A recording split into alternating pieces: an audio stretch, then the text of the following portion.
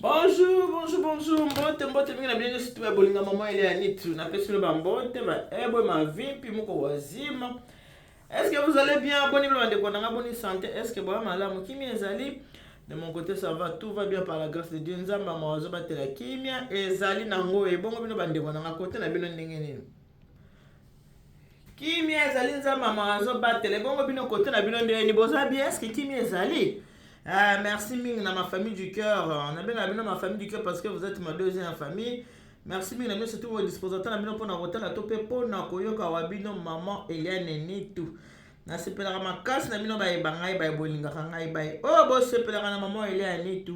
Na sali bino ba gros bisous. Na pesi bino ba bisous et belé. Merci parce que vous avez vraiment très attentionné. Bolinga wabino maman Eliane Nitu makasi na yebi. Na zala ba oya nga ba vrai. Oh balinga kawa bango maman Elia Nitu yo mot na lemba te ko pesa bino merci mingi de bo disposateur na bino akotala to ya koyoka maman Elia Nitu. Bon début de la semaine est bandi déjà ce qui nous a pêché makasi comme sans nzambe pesa nzambe merci ce qui peine de cause na kimia te to na problème à santé comme ça pe ka nzambe pesa nzambe merci pour te bible bina biso na circonstance nyo to comme sans nzambe kolemba te mama kolemba te papa soki nzoto eza malamu te obi oza na baproblème ya ndenge na ndenge yo etikaka nyonso na maboko ya nzambe bible bike bwana na mikumba na bino nyonso to epai na ngai bino baye oyo bolembisa mini na kopesa bino repos alors baproblème na biso totika na maboko ya nzambe na mposo na bino moke po eza ndeko moko ya mobali abengi ngai na komitungisa na kolela abi te mama nitu namoni kota okende te fo kaka na ye epai na yo mama ngai abi bon loba nano abi fo kaka na ye apa na mama nitu namoni soki na ye epai na yo nde nakozala soulage soki na solo na yo mama nitu nde nakozala soulage mpo nayebi ke mama yo lobaki émission ezala mpona kobebisa te ezalaka mpona kobongisa yango wana namoni ke ngai na ye pano nalandaka makambo nyonso lobaka baka bien ke émission na ngai ezala mpona kobebisa te kasi ezalaka nde mpona kobongisa me nabakisaka soki oza moto akanda kotala ngai te mpo okosepela na yo na ngai te soki oza moto akanda faut pas me regarde o oza moto akanda kotala ngai te mpo okosepela na yo na ngai te. Voilà, tokosolo eloko ndeko mobali ye koyebisa ngai eloko ndeko mobali alobi na ngai ezali boye bandeko na ngai ya basi bana basi oyo boza kokende ndako ya mabala oyo boza kobala boza kosepela bolata barobe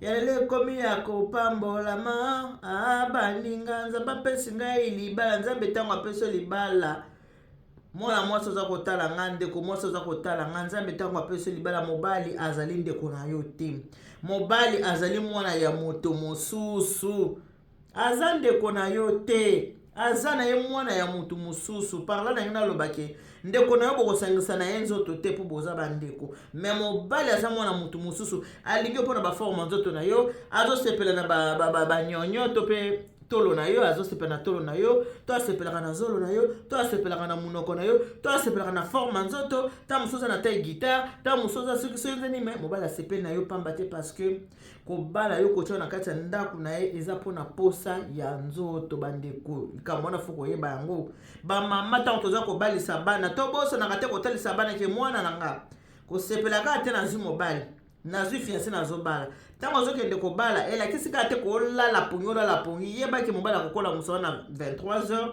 yebaki mobali akokola mosa na 4h akokola mosa na 6h peu importe soki motema na ye esepeli alamusa yo akoki kolamusa yo mpo bosani mpo bosangisa nzoto ezali makambo fo kosolaka na bana ere moko bamama na ngai bozotala nga fo kolongolaka mwa tabu ntango bana bayaka na lettre wana bayaka nango ke aye na lettre o lettre yango oyo mobali nanga pesi nga lettre naya kopesa bino lettre yango oyo papa mama ntango aza kozwa lettre nayebi ete makambo ya tabu eza makambo ya bapapa te eza makambo ya bamama papa mama ntango oyo ozwi lettre vandisa mwana eloba na mwana na ngai omoni lettre oyo ye nango moto apesi eza frère na yo te moto apesi lettre oyo eza mobali alingi alongola na maboko na biso baparent okoma propriété privée na ye okoma mwasi na ye. Alors, ti tokosalela ye facture ti akoya kobala yo ti okokoma mwasi na ye yeba ete ndenge oza wana mobali akobanda kolinga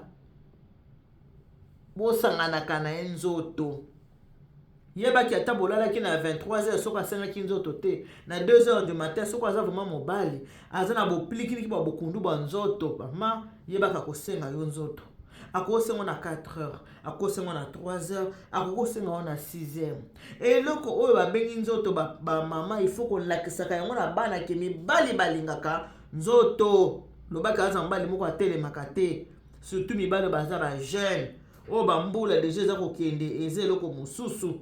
Mais mibali oyo baza ba jeune balingaka nzoto, il faut kotalisaka yango deja na bana. Parce que nga nazoza barapport ebele kaka mama ça na je suis fatigué et toi aussi tu vois, toi aussi tu vois. Eloko wana eza kotinda moto atazaki na posa kokende libanda te, moto azokende libanda po akende komona libanda. Mona mobali mosusu na posa akende libanda te, ozokama ba jeune, mais aza nano jeune garçon. Eloko na okeluka libanda, pourquoi aza déconner libala eza ya sika. Azokende mona petite amie moko boye, po ba garçon bazake aza na 2 copines 3 copines, asali fiko atala bi copine onde na moni aza bien pona bala. Mais copine mosusu wana atiki wana atikende kaka pile de réserve. Alors on peut se faire une explication au moni atana bali toi aussi je t'aime boy na boy. C'est comme ça. Alors ceux qui mona moi ça côté na ndako libala et que na libala mobali alingaka nzoto soko ozana mobali il faut yebaka faiblesse ou bien eloko nini atiraka mobali, eloko nini mobali alingaka eza important. Et surtout bino ba jeune nzoto eza na moto makile eza moto, bino ba jeune bolinga nzoto mibali ba jeune balingi nzoto mingi. Ba mama faut kotalisaka bana likambo bonzoto oke mobali alingaka nzoto, mobali azanga na posa nzoto, mobali alingaka ba pesa nzoto. Il faut kotalisaka bana likambo wana. Muto azobenga ngaza jeune, azana no jeune akati libala, azana no na libanda libala, azana no jeune. Malobi maman c'est désolant parce que moi je ne peux pas être là comme ça. Oh c'est nzoto kabo, attends je vais te donner le matin. Aussi que na 4 heures matin un peu le matin. À 5 heures avant que j'aille au travail. Mais ngai wana nzoto zo kosenga yo bisanga na zela na 5 heures. Mais maman moi je suis encore jeune, hein? Moi je n'avais pas le choix, je l'ai trompé. Oui, ça fait mal de le dire que je l'ai trompé, mais je n'avais pas le choix parce que elle ne veut pas répondre à mes attentes. Mais attends un peu, je ne sais pas, je ne comprends pas. Elle, le mariage c'est quoi? Elle pense que les mariages c'est des bisous, elle pense que les mariages c'est de faire à manger, s'habiller, aller dans le fête, faire le Snapchat. Non, ce n'est pas ça les mariages. Moi je suis quelqu'un, je suis très amoureux, maman. En tout cas, je fais partie d'un bal où sexe, moi j'aime le sexe. Boza na 4e pour le mariage. Alors ceux qui déjà yo moi c'est oyebi ki ozana mobali o alingaka sexe, ça là partout de moyens o ko satisfaire ba pour ça le moins à 90%. Yango naza ko répéter naza ko lobaki. Libala mobali azande kona yote. Tant mobali abali faut yeba kazana posa ya nzoto comme propriété privée azana posa ya nzoto. Soko mobali azana posa ya nzoto mwana ngai ya mwasi ozotala nga pesa ya nzoto. Yana mbali mususu aza na kanda makasi po azala calmer po calmer ba nerf na ye il faut pesa nzoto. Ba mususu basisa kanda na bango na nzoto. Ba mususu basisa kanda na bango na fufu ezo dépendre kaka na mutu. Mais ba jeune fille na ngai na yeko te ya bino ba jeune fille na ngai na yeko ebisa bino ke tango boza ko bala boza ba jeune. Bo banda peli comme na dialogue, bo ba pe ko dialoguer, yeba pe ko étudier. Il faut ko yeba kana zo beta c'était nazo ba je répète que ton mari ce n'est pas ton frère. C'est l'enfant de quelqu'un d'autre. Il a admiré ton corps, les yeux. Peut-être tu as les yeux d'une biche comme Bokeh Chouayambo. Les yeux d'une biche comme Bokeh Chouayambo. Alors lui, il est là en train d'admirer les yeux d'une biche et les lèvres pulpeuses comme mannequin de John. Ce qui a lingi biloko wana. Atali yango eza ko excité. Azana posa ya ko embrasser yo. Azana posa ya ko tchayo na mbetu na ye, na mbetu na bino. Alors faut que ça là vraiment très attention. Boza la trop l'un de te, ça la l'un de la zakabwe et pour ça non. Ko pimela mobile sexe et tindaka mingi mobile kende kotala ailleurs. Ko pimela mobile nzoto tindaka mobile kende kotala libanda surtout que boza ba jeune. So bato basi ba koli, bato basi ba zui âge, moi ba komi moi ba ko boy un peu fatigué. Ah ta mama boy na ya bia c'est le côté le bipeza mukolo kanga motema po ya bike libanda kuna okende azana makasi okende peza libanda soki ndeni te. Mais quand on est encore jeune on a beaucoup d'envie. On a beaucoup d'envie quand on est encore jeune. Quand vous vous mariez comme ça, ce n'est pas pour montrer vos belles robes. Je suis bien maquillée, j'ai la plus belle robe du monde, je portais la robe de princesse et mon mariage est magnifique. On a loué de belles voitures, une très belle salle, machin, tout ça. Non, ce n'est pas ça. Le mariage, c'est le sexe. Il faut qu'on vous le dise maintenant sur le sexe. Quand un homme quitte ses parents, il vient te doter un mari, un garçon qui t'épouse, là, ce n'est pas seulement pour le foufou, ce n'est pas pour lui faire durer, c'est pour lui donner aussi le corps, parce qu'un homme a besoin du sexe. Et le sexe, ça vous permet aussi d'avoir les enfants. Sans le sexe, on ne peut pas avoir les enfants. Ça vous permet d'avoir aussi les enfants. C'est très important. Il faut étudier les caractères de l'un et de l'autre. C'est vraiment important, mes filles. Les jeunes garçons commencent à déconner. Un mariage qui date même pas d'une année. Tu commences à être fatigué dans le mariage. Le mariage que tu as fait moins d'une année, tu n'es pas enceinte. Tu es comme ça normal, mais c'est le moment, quand les enfants ne sont pas encore arrivés, c'est le moment d'en profiter. C'est le moment de papoter, faire plaisir à ton homme. Parce que quand tu seras enceinte, peut-être tu seras malade, tu n'auras plus le courage. Quand les enfants seront là, tu vas commencer à t'occuper des enfants. Tu n'auras pas encore pas beaucoup de temps de s'occuper de ton mari. Parce que le mari, il faut en prendre soin. C'est vraiment important. C'est vraiment très important. Il faut en prendre soin. Un mari, c'est comme un enfant. Quand l'enfant n'est pas encore arrivé, ton mari, c'est ton premier fils. Il fait des caprices. Les hommes font des caprices comme des enfants. Les femmes grandissent, mais les hommes ne grandissent pas. Les hommes ne grandissent pas, c'est ça leur problème. Les hommes restent toujours les bébés dans leur tête. Tu peux avoir 20 ans et épouser un mari qui a 40 ans. Toi, tu peux être plus mature que le monsieur de 40 ans. Alors, quand vous vous mariez comme ça, essayez un peu de répondre aux attentes de vos conjoints. C'est très important. On ne peut pas être fatigué tout le temps. On te demande à 5, à 4, à 0 heure et attends un peu le matin. On te demande le matin, non, attends un peu, je te donnerai ça quand tu seras de retour du travail. Mais pendant ce temps-là, lui, il va aller où? Il a besoin de se satisfaire. Il va faire quoi? Il va ailleurs. C'est comme ça que les hommes deviennent infidèles. Peut-être que ce n'est pas à cause d'eux, c'est à cause du comportement de la femme. Il faut faire très attention, les filles. Faites attention. C'est par rapport au comportement que les autres deviennent aussi des infidèles. On ne devient pas infidèle du jour au lendemain. Ça dépend de la personne avec qui tu vis. Les mamans africaines, nous avons les tabous. Les mamans africaines ont vraiment tabou pour parler aux enfants, pour dire la vérité aux enfants. Ce n'est pas vraiment facile. Mais maintenant, avec les réseaux sociaux, vous apprenez beaucoup, hein. Si vous allez là-bas dans les chaînes des autres nationalités, là-bas, et ils n'ont pas vraiment de tabous, ils disent tout haut. Ce que les Congolais disent trop bas et d'autres nationalités disent ça très haut. Ils disent pas tout bas, tout bas, tout bas. Parce que nous, les Bantous, on est un peu comme ça, surtout les mamans congolaises là, hein, un peu tabou, c'est vraiment... on ne peut pas parler de sexe avec son enfant, c'est un peu compliqué tout ça. Mais il y a les réseaux sociaux maintenant, il y a les gens qui enseignent, il faut vraiment écouter aussi les enseignements. Si vous allez regarder, même les pasteurs, il y a les pasteurs mais qui en parlent maintenant. Donc le mariage, ce n'est pas... on ne joue pas avec le mariage. Donc il faut vraiment faire très attention. Et la fidélité, ce n'est pas la tasse de thé des hommes, hein? Non. Il faut entretenir le mariage. Côté sexe, si tu es fatigué à minuit, fais un effort de servir ton mec. Je peux dire ça comme ça, ton mec.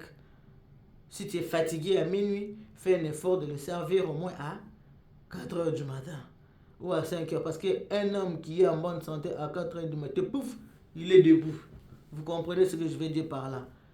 À 4 heures du matin, l'homme est debout. Quand l'homme est debout, il faut faire quoi? Il faut le servir. Hein? Bana bozo la nangai bana nangai. Bozo yoka. Bon, le sang français est heureux.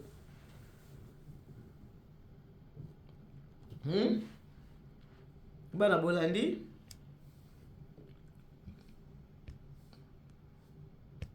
À 4 heures, on a son bal en tout cas, j'ai envie.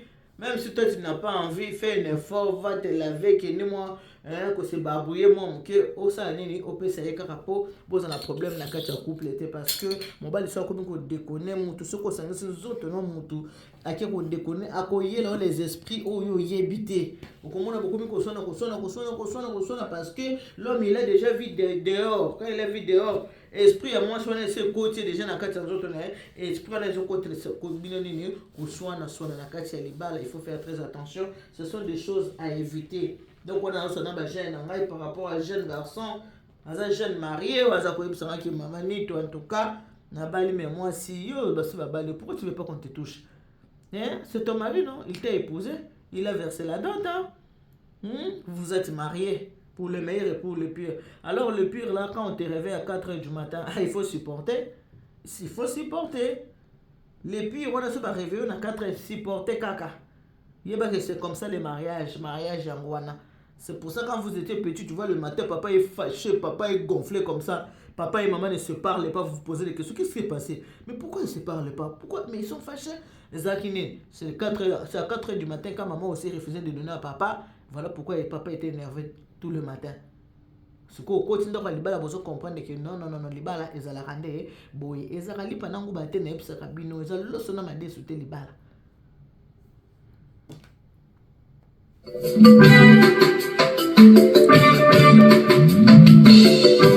Service traiteur La Providence, Maman Eliane Nitou.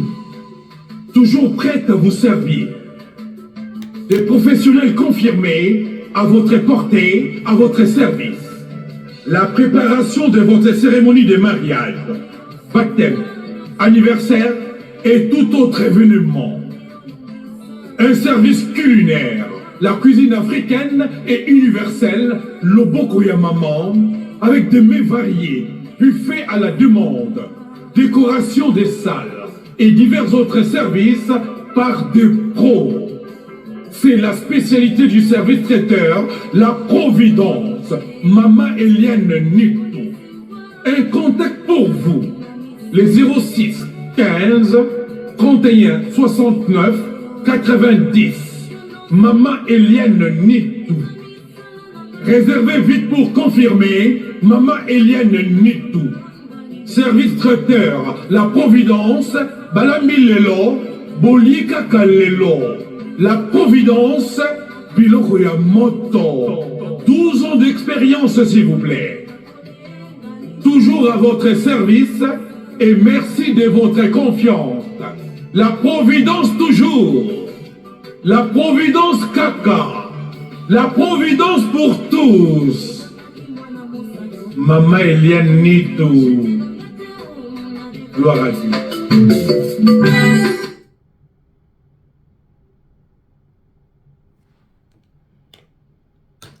Et voilà, bon, moi, je suis mon service traiteur La Providence. Bon, donc, bon, c'est le mariage, na bino tabo kenanda ukune la kisi ki papa bandoza na posa nzoto tout comme maman bandoza na posa nzoto mais mingi mibali bana posa nzoto makasi koleka basi. Les bali bazaka na posa nzoto makasi koleka basi. Ata basi bakoza na posa nzoto mais ça lokola ya mibali te. Bon meka ko revoir moi moki côté wana. Côté pe mibali na biseki jeune homme na ngana habité papa. Bakendaka libanda ka boyete parce que moi ça zo pesa te yango zo ke libanda se koza pe mobali ya mobulu makasi. Il faut eza malamu te parce que tant que sangisa nzoto na mwasi mususu ozonge pa mwasi ba milimo yo uti nango kuna ko sangisa nzoto wana milimo oyo uti nango kuna ko to sangisela nzoto oyembi te milimo nini ekoko tsa bino dispute na kati ya ndaku ekosala pe ke kabwa libala na bino ekoko be bisolo musala ekoki kozala mabe faut kozala mwa motema munene. L'amour supporte, il faut que supporter. Lundi, ceux qui moi c'est à boy, mercredi à boy, mercredi, vendredi, c'est là qui moi c'est nanga. Nga il ko na linga, j'aime les corps. Regarde, tu as les yeux d'une biche, le lèvre pulpeuse. Et puis moi c'est pour comprendre yo, mais ko kende ko déconner, ko kende ko bimana moi c'est mususu yango eza solution te pour na mibal. Ko kende ko bimana moi c'est mususu eza solution. Il faut que tu kokanga motema. Et si ta femme tombe malade aujourd'hui, ça la nini. Moi ça kokobela 1 mois, 2 mois, kokobela 2 semaines. OK ni libanda parce que moi ça zobela ko pesa onzo toté. Côté wana pe mibali bo meka ko revoir eza malamu te. Bo meka ko revoir ça motema munene, bo tu kobala na sika, za motema munene. Po bo vanda bo bando ifona no 5 ans ya mariage ko kabatembele ba vanda place moko po bizalele sa nini. We ba ko yeba na bo ko na ko yeba na malamu. Voilà, mobile net pe na oti koloba ko bimali bana mbangu eza solution te eza malamu te okolo kotameli mwa mabe okona na kati ya ndako yo pe mwasa libala ciseaux tout le temps te ko kanga makolo yo surtout te po mobile eza na ye penza akoka kanga motema te po atelema pamba loko ya cheval asali nini akiko talisa libanda. Voilà, on a son abonné en wana lokola jeune ma benga po yebisanga na yebi ki ko aider ba jeune mingi ba jeune couple mingi ceux qui boye ki loko na yebi ete ko salini e ko sunga bino. Que Dieu vous bénisse, God bless you. Mungu anubariki tatanza mkalisa kumuna. Nzamba ni beshenel bana. Bon, c'était la votre deuxième maman Hélène Nitou la reine mère, appelez-moi Kimekir Kakalko na maman Nitou béton. Bye bye.